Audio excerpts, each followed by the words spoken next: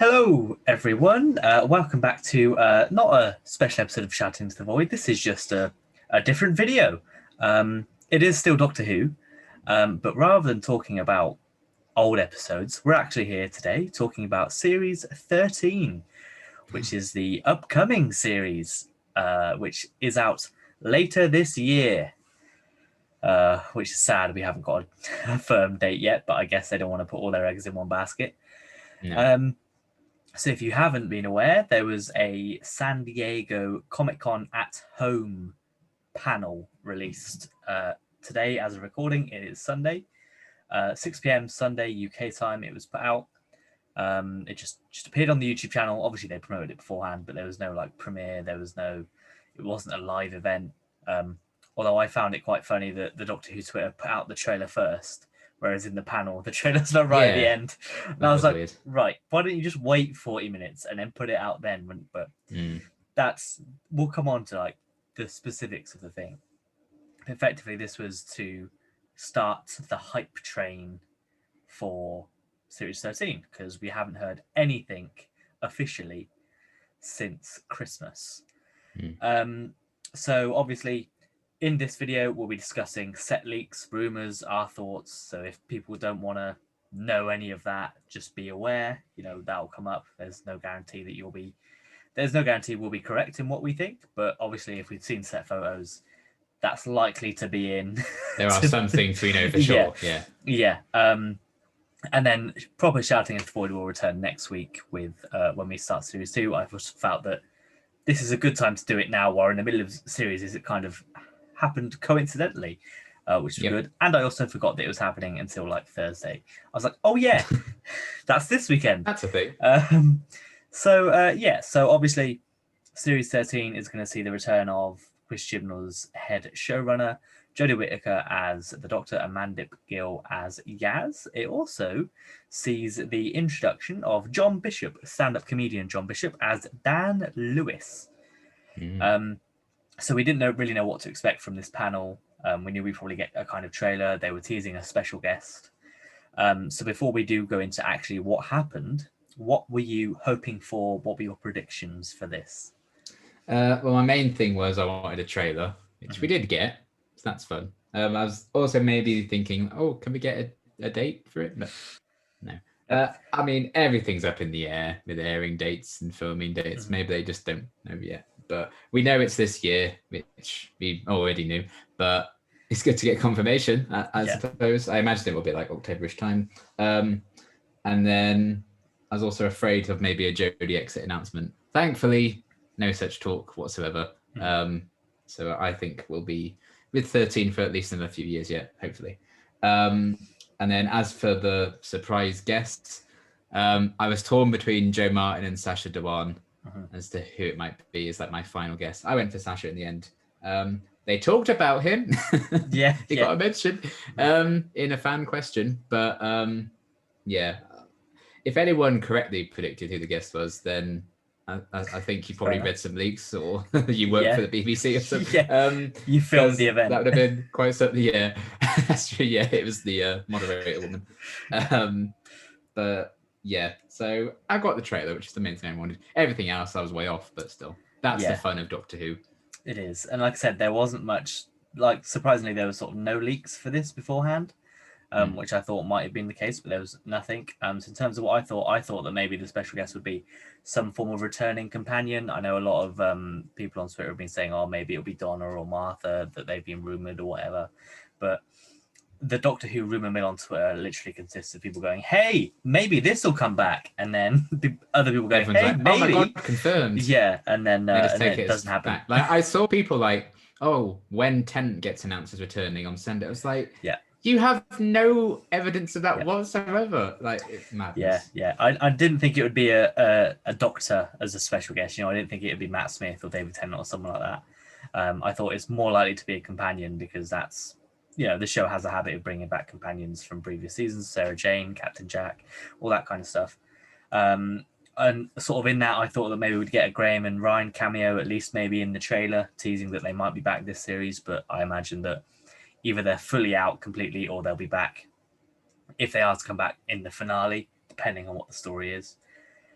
I also thought that, similar to you, that they might reveal a new Doctor or sort of say that this might be Jodie's last. Again, no such mention.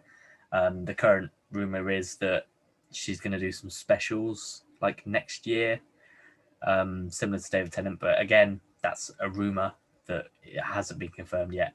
A lot of stuff hasn't been confirmed by the BBC. It's just pure speculation. It really is. And then I thought we'd get a full trailer. So I'm very I'm not going to class this as a full trailer. I think this is very much a teaser trailer. I'd say it's a teaser trailer. So we didn't get that, and I also thought they'd confirm maybe a late September release. So they'd have a good 10. How many is it? 8 weeks, something like that. 8, I think. Yeah. Basically a couple of months, and then a few weeks off, and then a Christmas special. But I don't know if the Christmas special is included in the 8, maybe. So it might be 7 and a special. Yeah, exactly. And obviously, BBC have a habit of, I think, with every show, they'll normally put out or at least on their own channels, like on actual BBC One, they'll put out a trailer about maybe a month before, saying coming soon, and then when it gets to 2 weeks, it will then release a date. So I expect we'll have a better understanding when that trailer appears on BBC One, which could be August next month or September, depending on what month they want to launch it. Yeah, it'll be about a month away. Because even Series 12, they did like a 45-second teaser.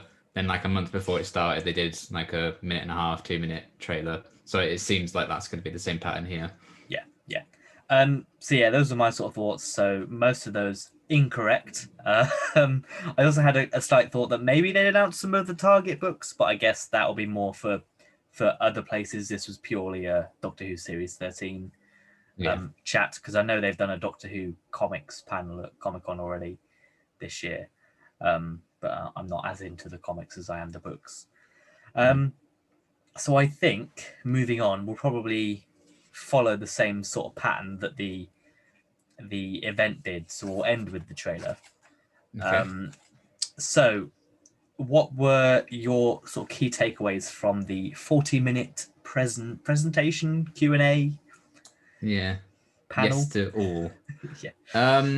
I think my 2 big ones, I guess outside the show, I think the chemistry between the cast is incredible. I think you can tell how well they get on, and that makes me all the more excited for Series 13 to see how the dynamic has shifted. John Bishop is an absolute delight. I love that man. And I think he's going to be really great as Dan. And, we've got a bit of a glimpse in the trailer, I think, of what he may bring to the dynamic as well. I think he's going to be a bit of a klutz in the best way, and we love him for it. But just what they were talking about, and the fact that, Jodie and Mandip were credited as bringing a really positive mindset to the show during, they were filming this in like the height of the pandemic, which is lovely to see as ambassadors for the show, that they do inspire that. And yeah, they bounced off each other really well when they would like talk about things like stealing each other's answers, stuff like that. So I have no worries at all. Like, I don't know if Dan is going to fit in. I think it's going to be quite seamless based on what we saw from how they all interact. And then for the actual series itself, the thing that really excites me is that it's all one story. Each episode is a chapter. Because Chris Chibnall, I would say his biggest success prior to Doctor Who was Broadchurch, which by its very nature is one long story every series. So he's adapting that format here. And I'm quite excited for that. It's something a bit different. I think it's very smart to do that during a pandemic.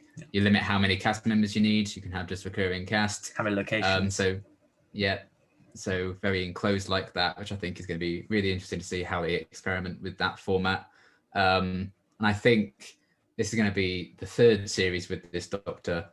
People who will be new to the show would have already been watching the show by now and would already join. We won't get like a load of new people watching the show again until a new Doctor comes in. So you might as well just be like, fuck it, we're doing a one long story. If you're missing out, you're missing out. I don't think this is going to be something for regular viewers, but Doctor Who hasn't needed to be about regular viewers for a long time because it's just not that anymore. So yeah, I'm excited to see what it actually entails in terms of all the cliffhangers we're seemingly going to get every week. That's going to be stressful and wonderful. but I think it's a really cool idea. It's kind of, I guess, the best of both worlds, because Tom Baker had a series where he was trying to track down the key to time. That was the entire series arc, and then that was made up of like 5 individuals, like 4 or 5 part stories. So obviously that went on for quite some time, him trying to track down these key to time pieces. So this feels like similar kind of concept, but shortened seasons, obviously. And given Chinnell's success in like a long story, I'm excited to see what happens with it, because that it gives him time to hopefully not rush an ending. Yep. But hopefully not also just drag something out for 7 episodes and wrap it all up in the 8th, and we'll see. But I'm excited for them to have changed it up in such a big way. Yeah, I think, and it's not the first show to kind of do that in the Doctor Who universe, especially. You think of Torchwood. Series 1 and 2 was very traditional Doctor Who, and then 3 and 4 were the long stories. And obviously, Children of Earth was probably some of the best sci-fi to come out of Torchwood, probably even Doctor Who, to be fair. Yeah. So it can work. The show can fit into that format. I think that's the kind of TV that people are wanting to watch as well now. If you think of things like Line of Duty, a lot of BBC dramas do have that overarching plot rather than a monster of the week type thing that Doctor Who has been known for. Although I think this is probably going to blend the two, and we'll still get different monsters each week, but there'll be an overriding, we're here, but we need to do this because so-and-so said this, and that's going to do whatever.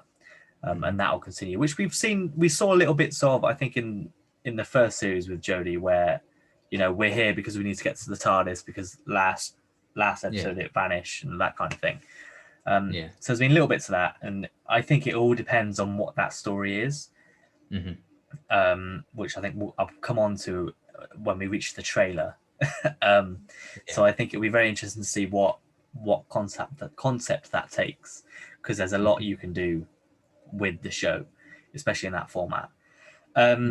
Even they've been saying, it's their most ambitious thing they've ever done so far, even just in the past 2. And I'm like, do you remember when you introduced a number of different Time Lords to the Doctor's canon last season? You're saying this is the most ambitious thing you've ever done? So that also makes me nervous and excited for what is going to come next if they're saying this is ambitious. I do have a theory about something John Bishop said.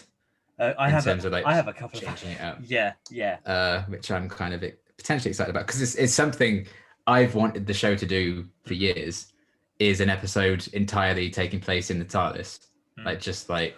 You had that, like, Journey to the Centre of the TARDIS. Not like that, because that wasn't all in the TARDIS and stuff like that. Bad. And nonsense. That was just terrible.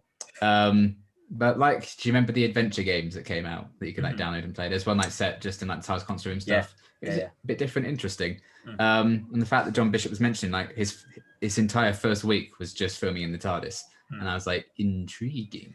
Yeah. So with COVID restrictions and stuff, if they just have an episode just set in that control room or bits going on like that, I think that could be quite fun if that's something they do. So the format and just the restrictions themselves, I think it seems like they've made the most of it, made the most of a bad situation, allowed them to experiment a bit.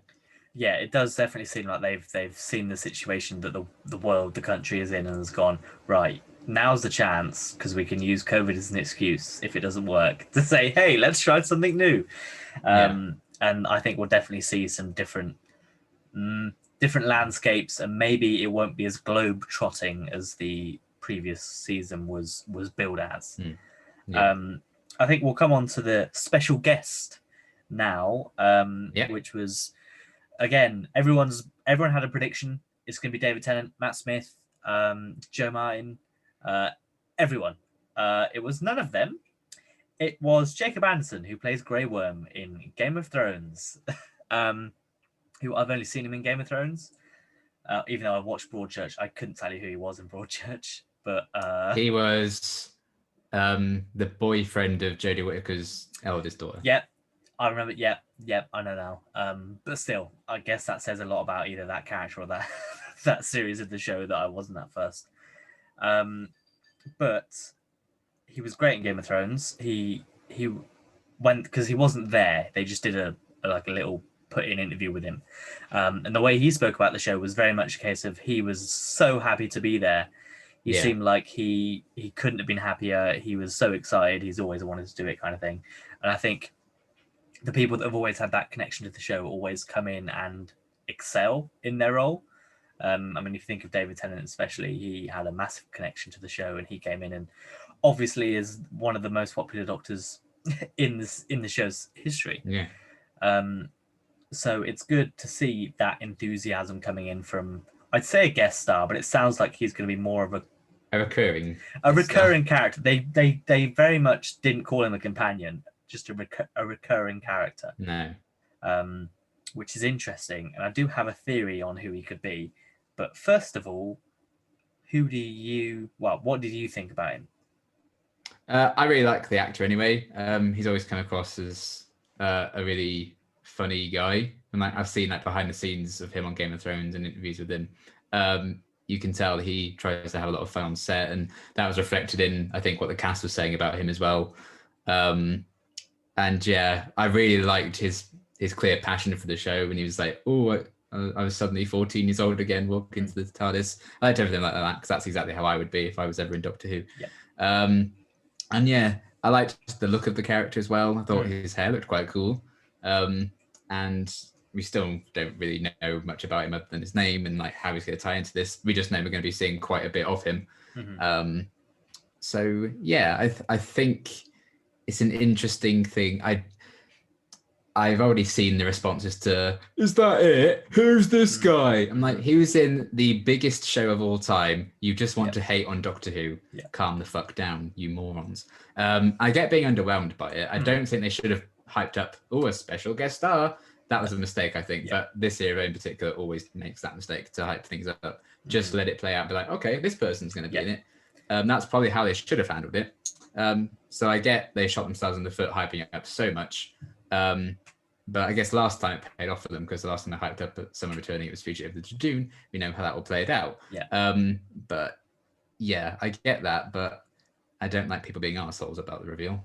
You can be underwhelmed, but we don't know basically anything yet. And again, that can be a criticism of this era and how they advertise their series. That's absolutely fine. But do you need to be dickheads about it? No, you do not. But yeah, I'm excited to see what he brings to it. I think he's a good actor. I actually think he was very limited by his role in Game of Thrones because he just had to stand there and most of the time. And they didn't really utilize him that much, considering what a big personality he does seem to be as an actual person in real life. So I'm excited to see what he brings to it. I think once we learn a bit more about what his role in the story may be and exactly why he's, in their lives so much across this series, it'll be exciting. But I think it's a cool idea to have like recurring characters. It's not, a new concept whatsoever, but I think with the pandemic it makes sense and it has worked well in the past. So I'm excited. Yeah, virtually the same feeling. I'm like, yeah, fine, sure. Say there's a special guest, but it needs to be I think if you're saying special guest, it needs to be a special guest. I'm sure he could be a special. Once we've seen the series, it could be like, oh yeah, I get why they put did a special guest type thing, but beforehand it didn't work too well. And it's strange because this show have been like, especially during the past 3 seasons, they've been like, nothing is coming back. And then at the series 2, they were like, oh, it's the Master. Oh, look, it's Captain Jack. And now they're like, oh, special guests. So I think they knew that we've had a couple recurring last season, and they were like, hey, trying to get more eyes on it. Which is I think they need to be more aware of the Doctor Who fandom when they do stuff like this. Yeah. But again, we're also very, we're in the circles on Twitter that we might, not sometimes if you look in the replies of the Doctor Who tweets, it's more often than not, it's people being hyped for the show, enjoying the show. But then it's more if you look outside of those official tweets, where you see people hating on it, not being happy. I think we're more in that second group purely because Doctor Who Twitter doesn't really tweet much, and B, just because that's meme central where you hate the show. So normally they're going to be the better ones that you follow. So on his character Vinder, my theory is he is going to be either a different Time Lord or the Doctor. Okay, interesting. So I think because obviously they changed that whole thing last season with she's had multiple lives before the first one. Obviously, Joe Martin's an example of that. They must play into it. Surely they must. They cannot ignore that. They might, but surely they couldn't. From a story standpoint, they couldn't I'd hope ignore not. it. Part of me thinks that that's what the story arc might be, is her maybe tracking down formal versions of herself for some Yeah, that's what I reason, think. or maybe she's just, something like that. Also, what made me think that is when he was talking about the cast, Jodie, Mandip, and John, when it came to Mandip and John, he went, "Oh, my heart," and then he went, "My hearts," and the reaction from Jodie and Mandip, they were like laughing, like "Ooh," which also then makes me think, hang on a sec, he corrected himself to say hearts. Yeah. Might be reading too much into it, but it gives me the impression that he's either a Time Lord or something related to that. I don't think he'll be a Master, because they won't have that 2 in 2 seasons, I don't think. No. But he could be a different Time Lord. I think it would be the safer bet to make him a different Time Lord rather than the Doctor. I would hope so, especially because we've just got Joe Martin. And if they just bring, here's a male Doctor again that we're going to focus on and have a recurring role in this series instead of the first black female Doctor that they brought into. I know she's in Holby City and everything, so it wouldn't be difficult. But that probably wouldn't come across too well. No, and it also, again, for all we know, that could be the next Doctor. That could be the Doctor after Jodie, and they could be doing something like that. Because if you're a writer, why don't you do that? If you know you can cast someone for the next 2 seasons and they're going to be free, tie them down, get them in for the last half of this one. It would be a massive gamble, but why not try it? The show has to try new things to stay relevant. And he also said he has his own ship and he was surrounded by buttons, which also makes me think maybe. So it could be interesting to see where they go with him. At the minute, he's a blank canvas, and we're just projecting what we think he could be. So I'm interested to see what he is, what he's going to turn out to be. He's a good actor either way. If he's only in this series, I think it might be a bit of a loss, again, depending on how well his character is. And I've already seen some people being like, "Oh, we're going to have 3 TARDIS crew members again." I'm like, no, they didn't say he was a companion, you fools. He's probably going to pop up in like 4 of the 8, I'd say, if he's a recurring. Yeah. Maybe the first one, the finale, if it's a 2-part, or well, not even a 2-part because it's all one thing, but maybe the finale or maybe one in the middle, who knows? Yeah, and he might be in 5 episodes. 2 of those episodes, he could be in it for one scene, and then he's gone again. But he could be in all of them for one scene. They could just might have to catch up with him, whatever. But yeah, and so that's my thoughts on him and a theory on who he is. Have you got any idea of who he could be playing? If it's not just someone, I just thought he's playing Vinder. To be honest, I hadn't really thought too much into it. So, that's because last series was all about, this is actually the Doctor and all this new stuff. I don't need new additions to the lore, new additions to characters quite yet. Thanks, I'm good. Yeah, I mean, I think a lot of people, if he is a past version of the Doctor, I don't think will be happy. But the only way to make it part of the show is to keep doing it. Yeah, because then it's hard for people to ignore, and B, can't be rewritten as easily. So it wouldn't surprise me. And like I said, there was seemingly no mention of Joe Martin or anything in this, which I thought was a surprise. But then again, she kind of hasn't appeared since that memory thing in the finale, so who knows what she's doing. Yeah. It just might be scheduling conflicts. Maybe she's in another show, so they need to think, right, well, we needed this role, and if she can't make it, we need, especially with COVID, they might be like, we can't risk that. Yeah, and she is in Hobby City as a main cast member. So yeah, so maybe there's that. I'll be happy either way, but I can already tell that if that is the case, like you said, people are going to be like, oh, but what about this one? Why didn't we stay with this one? And it's like, they can come back. If they're recurring characters, they could come in at any point. Yeah, I really hope people do go into the series remembering they shot it during the height of the global pandemic. We're lucky to be getting a series as full. Yeah. So please just be kind and thankful. Oh, I know. I think that's going to be a little asterisk every time you watch it, because it already, well, I'll come on to a bit later on. But I do think we'll have to remember that when we're watching at least certain scenes and certain things. If you can see a limitation, there's probably a health and safety reason behind it. I was also telling myself that during the quite short trailer we got. Yeah. So the other thing is that they were obviously trying not to say, but it slipped out twice, is that there's going to be old monster slash monsters. Mm-hmm. And now this is where we're going to talk about some set leaks. Hell yeah. I'm not going to check the time codes, so just guess. So from the set leaks, although you thought, I think one of them was for that mobile game, which might still be correct, but it looks like it's the Sontarans and potentially the Weeping Angels. It's definitely the Weeping Angels because Jodie was on set with one. There you go. It says that, and then I'm pretty sure there was some Sontaran leaks as well. Yeah, because the Weeping Angel, she was filming with it on a beach. So I think that shot of her walking up to something at the start of the trailer, I think she's staring a Weeping Angel down, I think. Right. That's my theory. That's why it focuses on her eyes. Yeah. Okay, interesting. So Weeping Angels, obviously I think that's also what the Monster Mandate Gill was really excited about. Yeah, because that's the one. Well, I mean, you never know. She might have a soft spot for a Sontaran. They have a lot of soft spots. Although I do think that one where John Bishop was obviously like, yeah, I had to say something tough, and we're all tough now. I reckon that might be Sontarans, because that would make sense if it's not a new villain. But then, yeah, so I mean, those are two good aliens, good monsters that we've not seen. Sontarans we haven't seen for a long time if they come back. And I absolutely hated what Stephen Moffat did to the Sontarans. Oh, did you? You never said.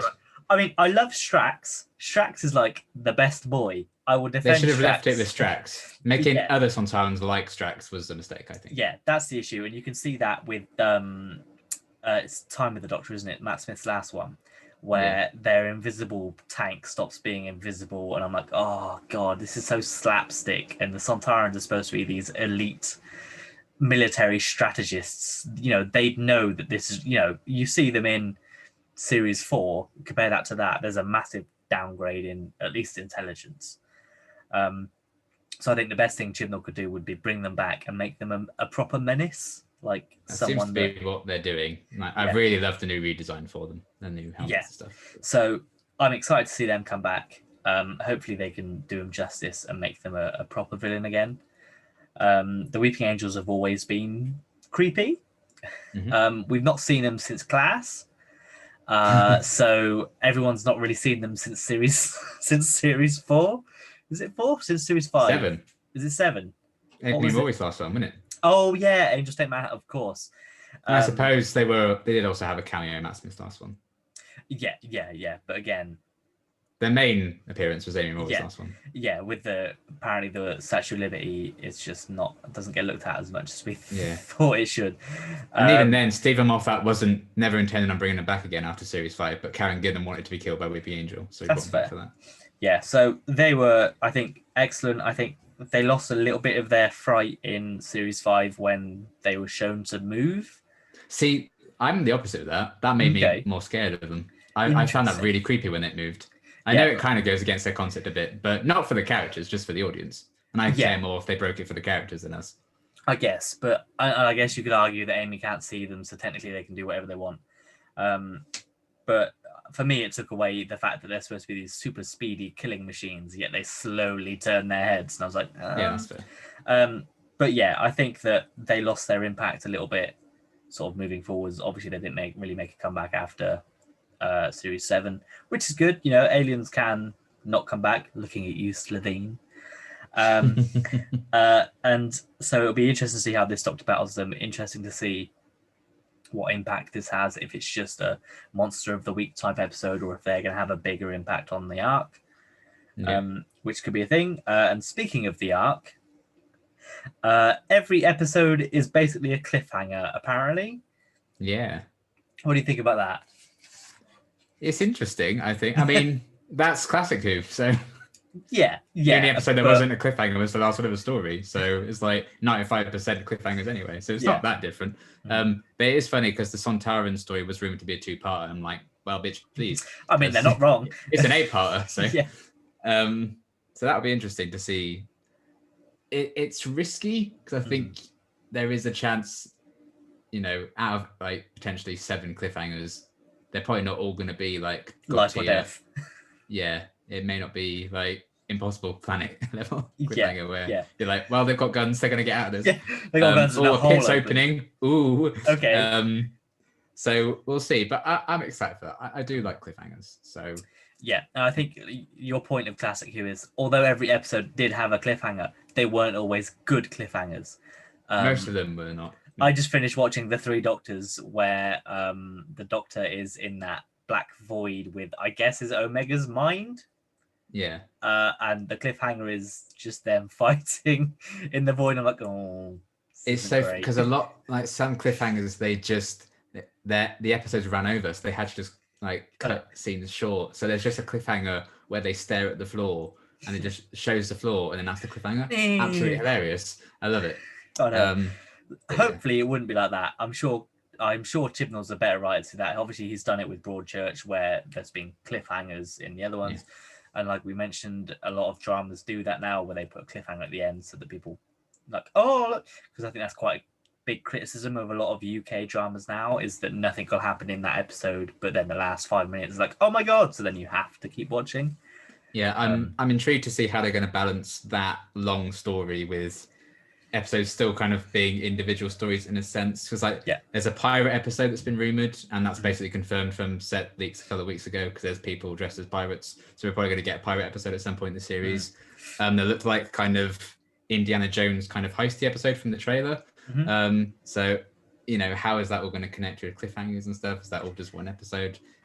Is it going to feel different but also the same story? Is that going to gel properly? There's a lot that can go wrong, so it's risky, but why not give it a go, I suppose? My thoughts as well is I don't think we've been told yet, is it going to be the same person directing every episode, because obviously that'll have an impact on how it looks, and is Chibnall writing all the episodes, or are there guest writers? Because that will also change. Or is it going to be a Chibnall comes in to write the start and the end, and the guest writer writes the middle bit, which is the although monster of the week? Am I just making it up that they announced the writers like a month ago? I mean, they might have, but if they did, it definitely skipped my mind. I do remember when they announced the writers, I was like, oh, that's not many. So that kind of maybe makes sense, because they were like, well, it's 8 episodes, and if they want to do a big story arc, they can't really.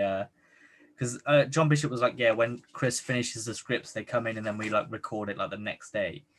So that also implies that maybe Chibnall at least gets final versions of the scripts and makes sure that, which he would anyway, but he's writing them, up until the day before, effectively. Yeah. Which probably isn't a great way to run a show, but hey, it worked for Russell. So yeah, and I'll see if they've announced the writers first before I leap into the next point.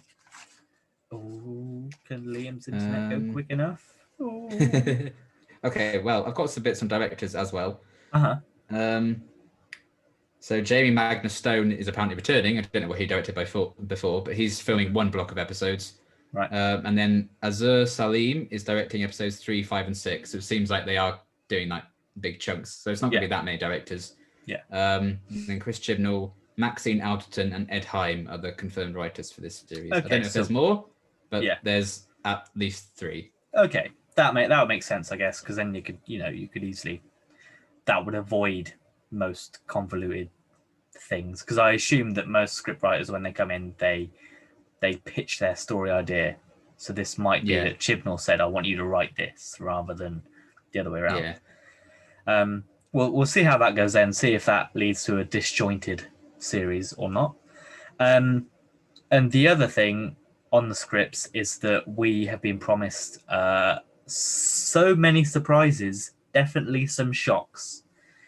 And again, considering last series when we probably got a massive shock, I'm intrigued to what these are going to be. Because we got Sacha Dhawan's Master, we got all these doctors, we got Captain Jack. Yeah. The Jadoon, although they were kind of rumored beforehand. Yeah, they were announced, So there's a lot of shock, and part of me wonders if they would have listened to some fans and they might have made the reveal that the Doctors, whatever, maybe something else. Maybe they've tweaked that slightly. If I was the writer, I wouldn't have, just kind of out of spite, but also because I probably had a plan. Yeah. But again, I don't know. Maybe the BBC heads have gone, "Hey, you need to sort that because people aren't liking it as much, and we're worried." But what's the head writer if not in charge of the story? You know, if the Yeah. corporation's in charge of it, then it kills the point. So yeah, I'm excited to see the surprises and shocks. Yeah. But it sounded like it's going to be like every episode. By the way Bishop was talking about it, I was like, hang on. So every episode is going to be a big shock and big, oh my god, what?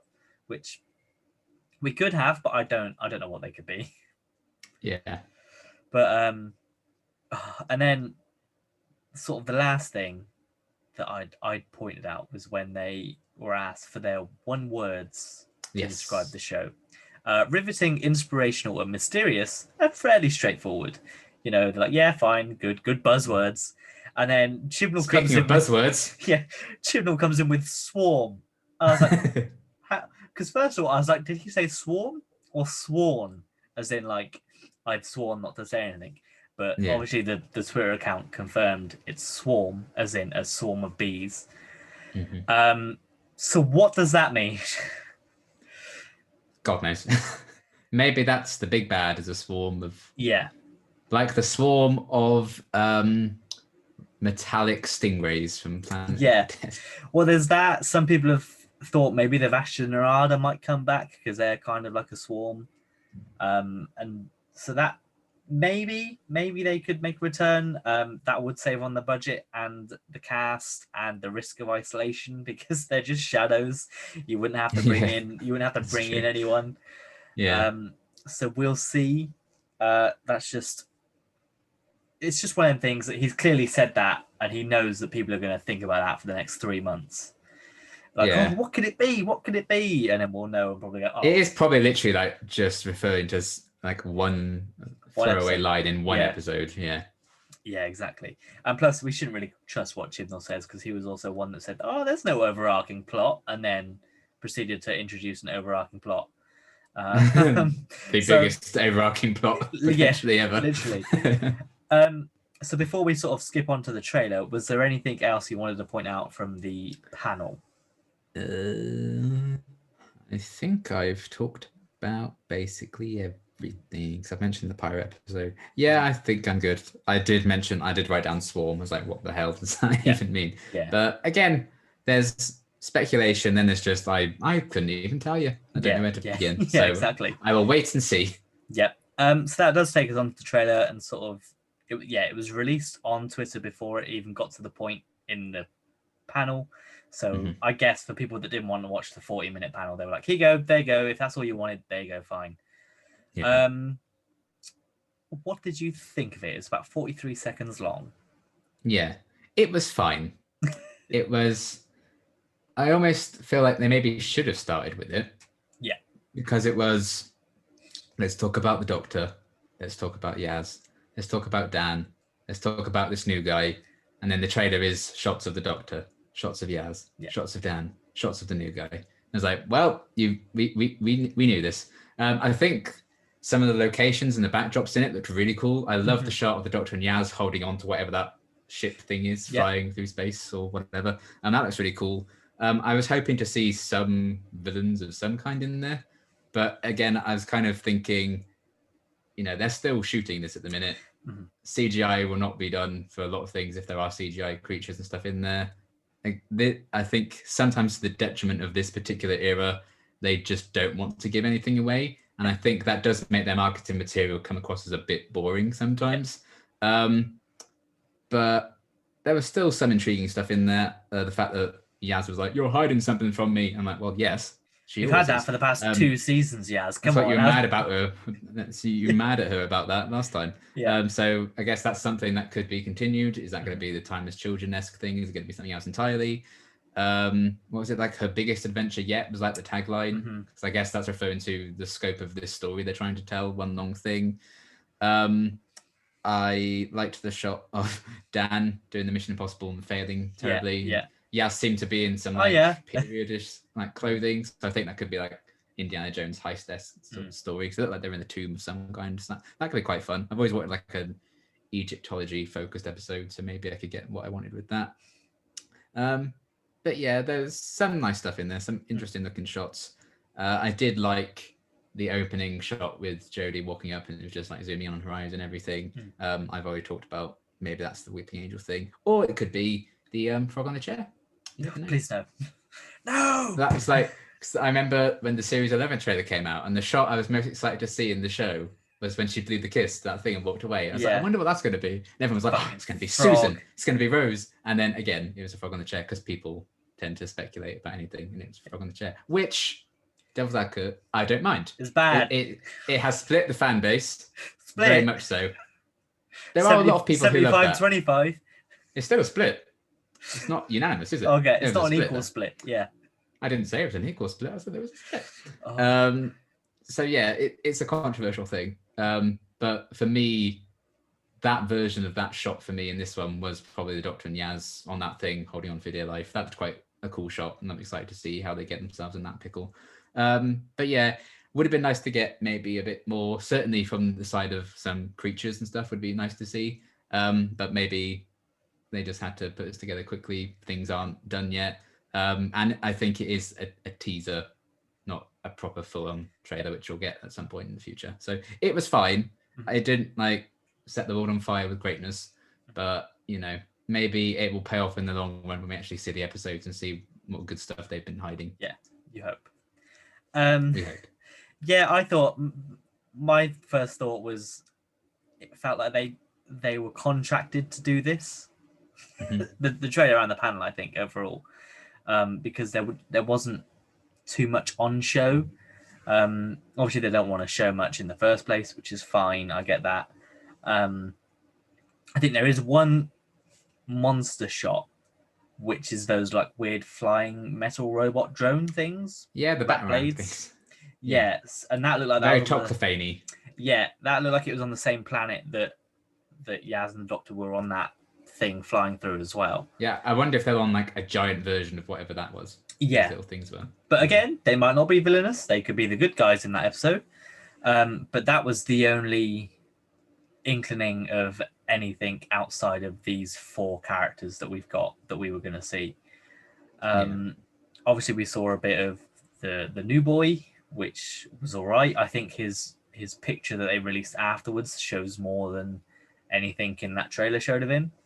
Yeah. Purely because you can see his full outfit. You see that he's clearly some kind of mercenary man with the gun that he's holding in his hand. Yeah. Very cowboy-esque.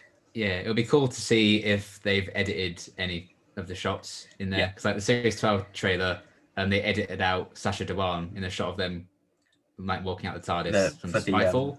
So I wonder if we're going to have that kind of situation. It's actually like a big deal. Maybe they've edited out Billy Piper watching John Bishop fall down there. You never know. You never know. Maybe. I doubt it, but maybe. Yeah, certainly not, but maybe. So yeah, we'll see. Yeah, I did try and pause and like look at the backgrounds, but although they looked interesting, they were sort of quite generic in that you couldn't spot what was going on.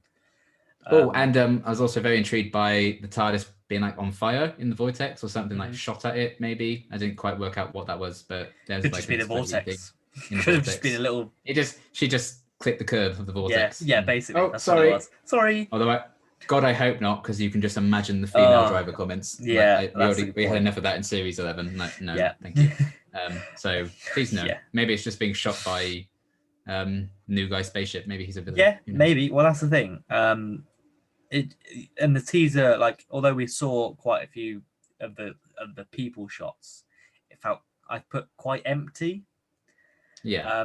Especially just in the backgrounds. A lot of the backgrounds were just sort of landscapes rather than bustling cities, which obviously with COVID they couldn't really I wonder why that film in something like that. But there was one I think that looked not great CGI wise. Jodie was in front of what was clearly a green screen. Yes. But again, they could still be working on it. There's plenty of time for them to render that better if they are. But it did feel like they were like, oh shit, we've got Comic-Con coming up. We need to come up with something. What shots have we got? Or what can we do? We've got these shots of the companion. Yeah, put them in. And sort of. And I imagine this must be all like first couple of episode things as well, because they're the Oh, ones yeah, that have yeah. probably been edited and stuff, as it Yeah, tends to be the case. definitely. So And there then- might be some really, really cool stuff that Yeah. we just can't see because they Yeah. haven't filmed them yet. Maybe. And then to sort of go on to your, maybe there's a TARDIS like bottle episode, I guess you call it. There is one bit in there where the Doctor's like, everybody in the TARDIS quick. And then that could be any kind of whatever. But that could play into the whole, we need to stay in the TARDIS because we can't leave kind of thing. But who knows? It just, I don't think, if they released that alone, I don't think people would have been happy. Because it doesn't really show much except, hey, it's coming. It's coming, guys. Later this year, it's still coming, we promise.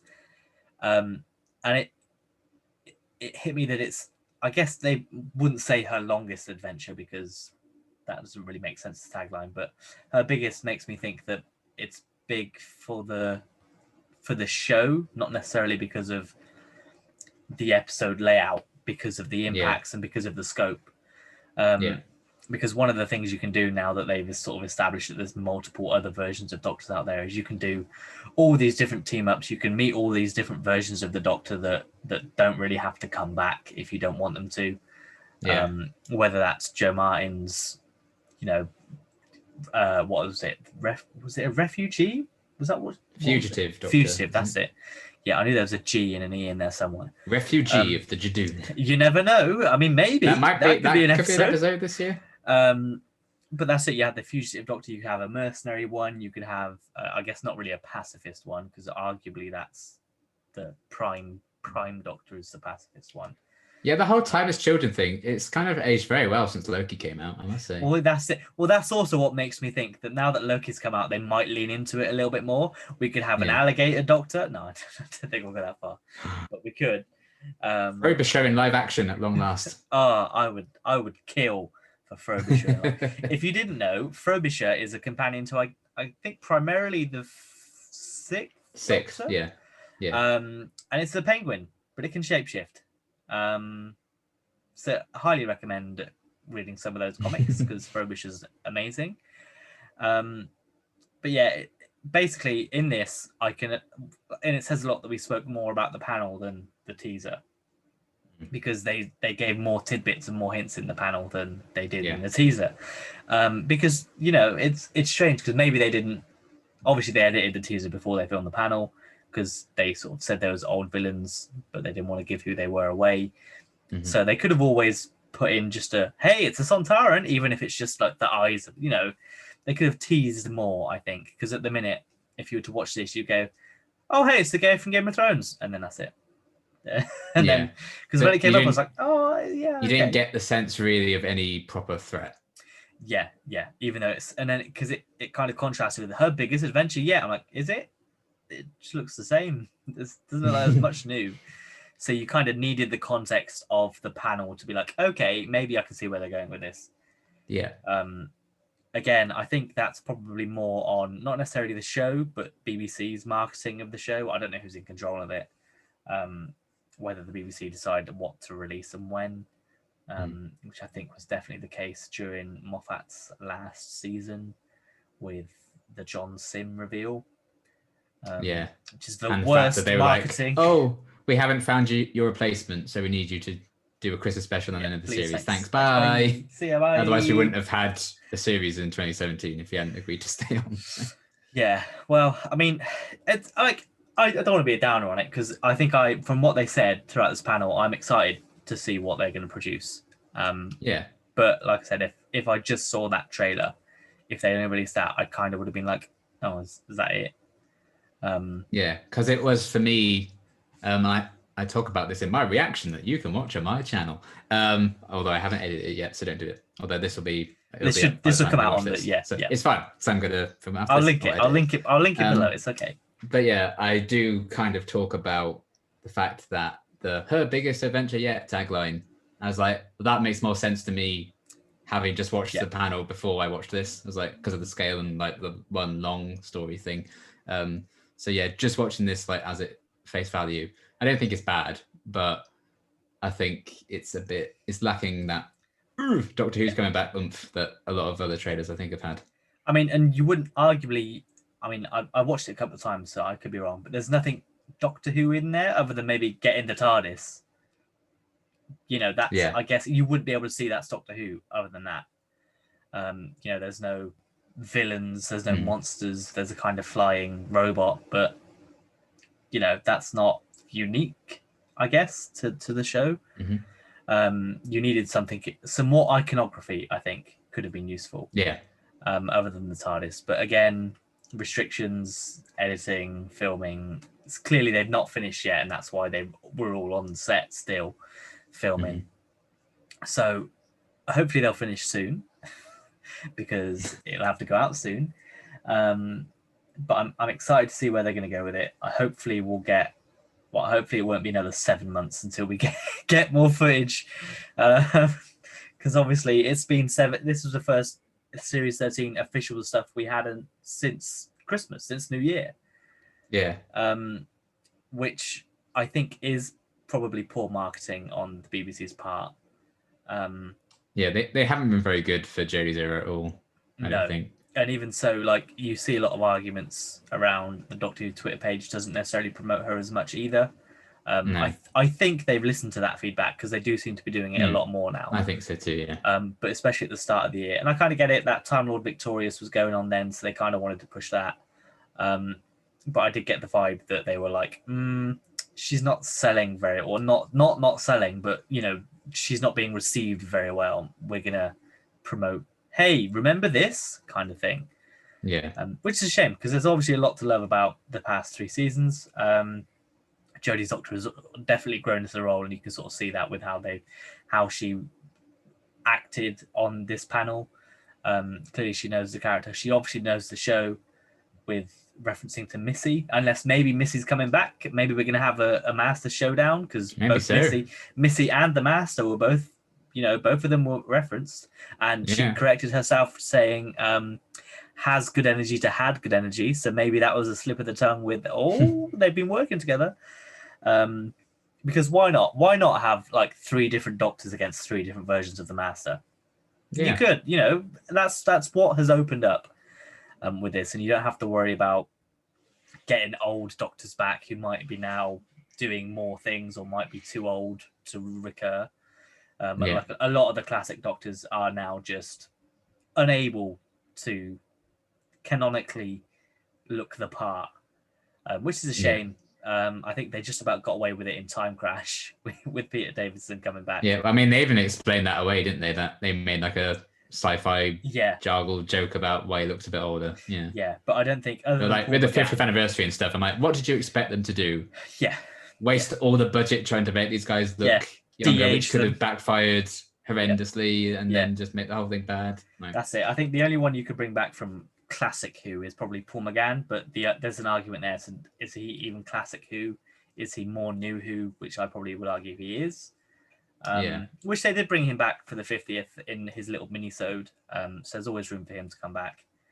But if you've got the opportunity to introduce new Doctors outside of the timeline, then why not take that opportunity? Why not have a team of fighting Doctors that can help solve this problem, which I think might be the arc for this series.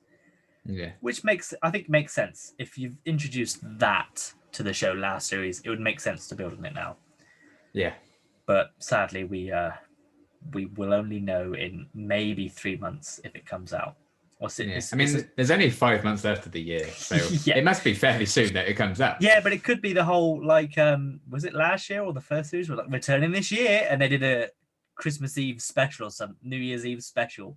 It was like, there you go. It was like the last day of the year. We got him. So it could be that. It could be that. I don't think it will be, but there's nothing to say that it'll get to December and they'll go, it's coming out Boxing Day will be the first episode, then New Year's Day, and then go from there. Which would be very cheeky. People won't be happy, but I could see it happening. Yeah, people won't be happy no matter what they do, so they might as well just do what they like. And then that also means that they've got that Christmas special, New Year special at the start, like they had. Was Spyfall New Year? That wasn't it? Spyfall was New Year's Day, and then part 2 was like that Sunday, so it was only like 4 days later or something. Yeah. So it wouldn't surprise me if they did something like that again. But But we will see, because that would then mean no Doctor Who for 2020 again, unless they did it Christmas Day. Then Or they drop them all on iPlayer.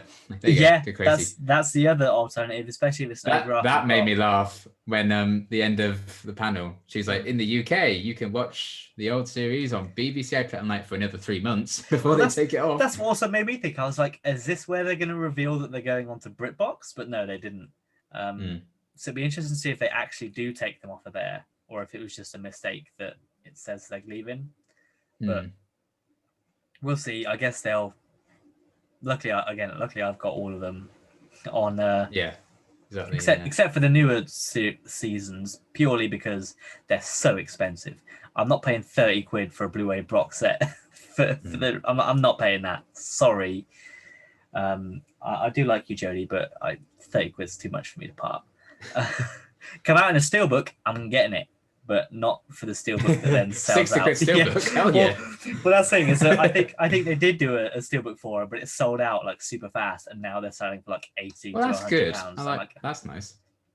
Yeah, but I think that's just because they're steelbooks and they do that in the first place. Like you try and buy a Chris Fraxon Series 1 or David Tennant Series 2 steelbook now, and they're going for upwards of 100 quid. So I can't wait till I can cash in on them. I've been 10 years time. Yeah, remember when I said I was gonna try and get the John Pertwee collection box sets? I got them all apart from 2 now.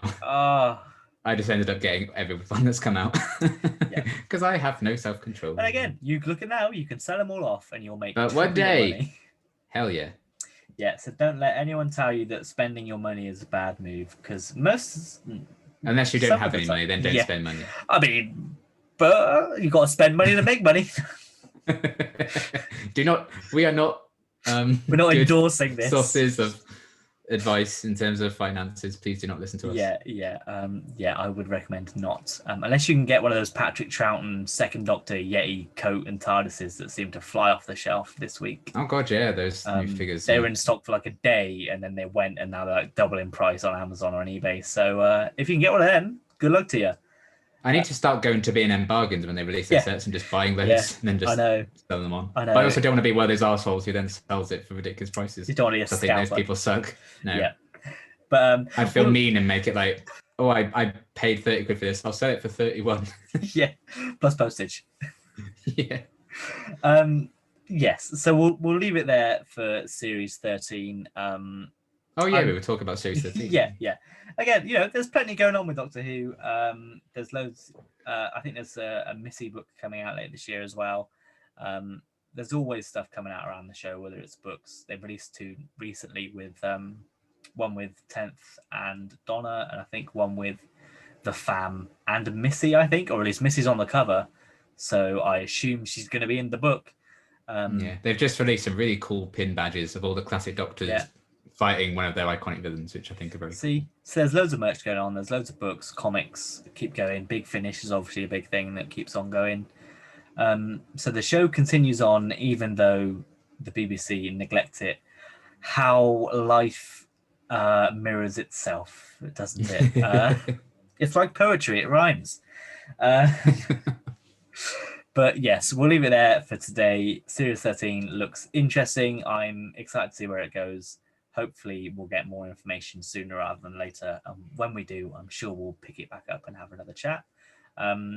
As mentioned, Liam will have a reaction to the actual trailer out soon, but by the time this goes out, I imagine it'll all be on his channel, and probably most people will have already seen it, at least that will watch this as well. Unless the BBC block it and take my channel down. Yeah, maybe. Please don't. In which case, you're just stuck with me now. But we'll see. And then obviously next week, I promise you, I'm not going to put it off any longer. We will be watching The Runaway Bride. I watched it. He's the one who's snacking, so it is. It's just everything's busy. This came out. It's too hot. It's just all over the place. But it will be back with the regularly scheduled broadcasting next week. And we'll see you then. Bye. Bye.